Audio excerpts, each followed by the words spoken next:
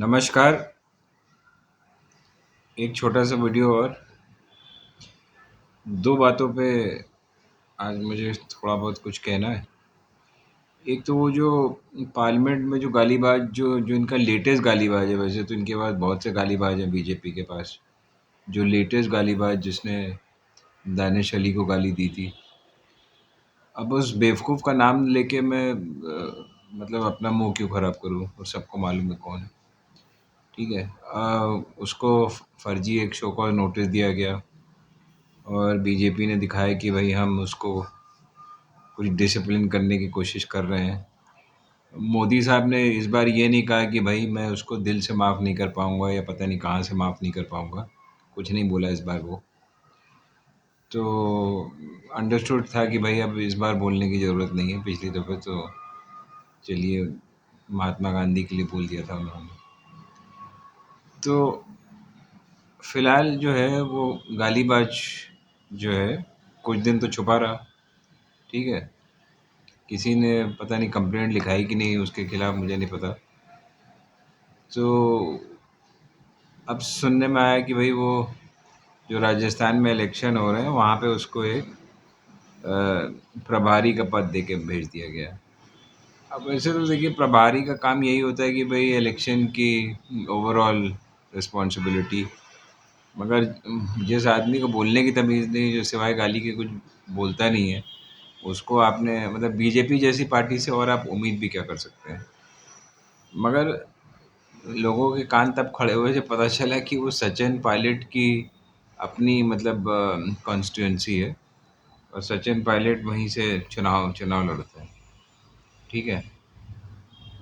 तो ऐसे गालीबाज को जो है सचिन पायलट की कॉन्स्टिट्यूंसी में प्रभारी बीजेपी की तरफ से, मानी हुई बात है, बना के भेज दिया गया।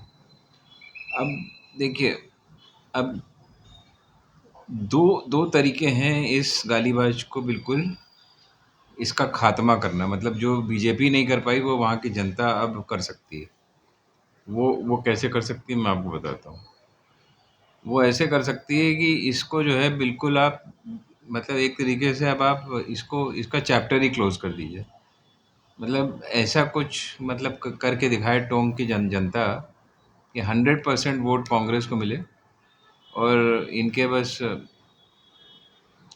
2-4 ऑफ कोर्स 2-4% तो ऐसे मिल ही जाएँगे जो वहाँ पे भक्ति करते हुए मिलेंगे बीजेपी के।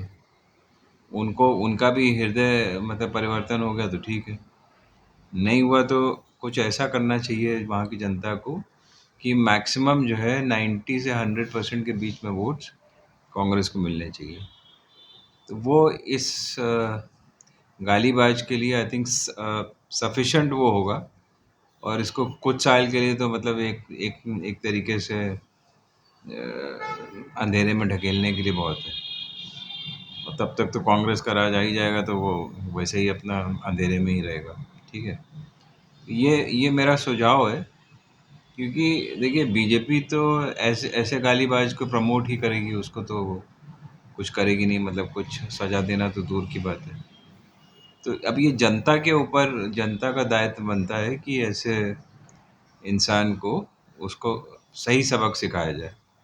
और वो सही से सबक कैसे सिखाया जाए वो आपने बता दिया। इसको इसकी औकात याद दिला दीजिए कि यही है तुम्हारी औकात, कि तुम्हारे कहने पे तुम्हारी एक तरीके से प्रभारी शिप के अंडर बीजेपी को एक भी वोट ना मिले।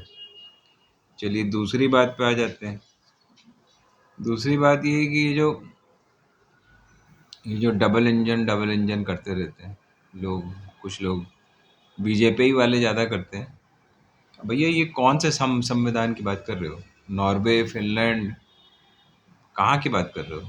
भारतीय संविधान में तो मैंने तो नहीं पढ़ा कि कोई डबल इंजन वाली जो सरकार है वो भारतीय संविधान के अंदर जो है उसको ज़्यादा वो मिलेगा। ठीक है। तो ये वही बात है ना कि ये भी जो अनपढ़ गँवार हैं बीजेपी के, वो इस टाइप की भाषा का इस्तेमाल करते हैं और उनको जो अपने अपने तरीके से कौन से मतलब जो संविधान है उसको पढ़ने का शौक है। भैया जो हमारा संविधान कहता है कि हर स्टेट बराबर है। ठीक है। और जो सेंटर का असिस्टेंस है और जो स्टेट का आपस में रिलेशनशिप है, ठीक है, India that is Bharat shall be a union of states. तो सवाल ये है कि जब आप उसको आपस में उनका रिलेशन डिफाइन करते हैं, तो इसका मतलब यही होता है कि जो है सेंटर हर स्टेट को इक्वली ट्रीट करेगा। उन उसके फाइनेंशियल इम्प्लीकेशंस अलग होते हैं छोटे बड़े के हिसाब से। जैसे कि अगर कोई बड़ा स्टेट है तो ऑब्वियस सी बात है कि उसको पैसे ज़्यादा एलोकेट होंगे, मगर वो और छोटा स्टेट को कम होंगे। मगर कोई आपदा आती है तो छोटे स्टेट को भी बहुत से रिलीफ फंड हैं। एक मतलब प्राइम मिनिस्टर रिलीफ फंड है और भी रिलीफ फंड है, आपदा रिलीफ फंड है। अगर आप उसको नेशनल कैलामिटी डिक्लेयर कर देते हैं, जैसा कि शिमला में वहाँ का चीफ मिनिस्टर कहता रह गया, मगर ये जो प्रधानमंत्री है हमारा उसके कान पे जू नहीं रहेंगी। अब पता नहीं हुआ कि नहीं, मुझे नहीं मालूम, हुआ होता तो ज़रूर बताता वो। तो ये स्पेशल वो जो है प्राविधान बने हुए हैं, मगर डबल इंजन का कोई ऐसा कॉन्सेप्ट मैंने तो पढ़ा नहीं। तो अब ये कोई अनपढ़ गवार आपको समझा रहा है कि भाई ये डबल इंजन। तो अब मैंने देखा है कि ये न्यूज़ एंकर्स और इधर-उधर जो चुटकुइये पहिये हैं वो भी ये सब बोलते रहते हैं। तो एक्चुअली देखा जाए तो जो भी ये बात बोलता है ना, वो एक फ्रॉड कर रहा है, मतलब हमारी कॉन्स्टिट्यूशन के साथ। क्योंकि डबल इंजन ट्रिपल इंजन का कोई कॉन्सेप्ट है नहीं, ठीक है। जैसे मैंने आपको पहले ही समझा दिया कि हर स्टेट को इक्वली ट्रीट करना है और उसको वही फाइनेंशियल ट्रीटमेंट भी देना है और आपको उसके पावर्स भी सेम है। अब वो अलग बात है कि ये बीजेपी के राज में जो है, जब जब से ये गवर्नमेंट आई है, इन्होंने फेडरल स्ट्रक्चर बर्बाद करके रख दिया और फाइनेंशियल एड के नाम पे भी इन्होंने सब वो अब कल भी छत्तीसगढ़ में वो वहाँ के चीफ मिनिस्टर भी बता रहे थे कि जो एड सेंट्रल उसकी आनी चाहिए, जो प्राइम मिनिस्टर का जो जैसे आवास योजना होती है, जो जो उसकी तरफ से आना चाहिए सेंटर का, वो भी नहीं रिलीज़ किया, तो वो स्टेट को रिलीज़ करना पड़ा, बताइए। तो ये सब देखिए, ये जो है ना, अगर ये लोग लीगली चैलेंज करें तो मुझे तो पूरी 100% उम्मीद है कि इनको सक्सेस मिलेगा। बट मुझे लगता है कि इनके पास इतना टाइम भी नहीं है, और वो पहले ही करना चाहिए था अगर करना चाहिए था तो। अब इलेक्शन सर पे है।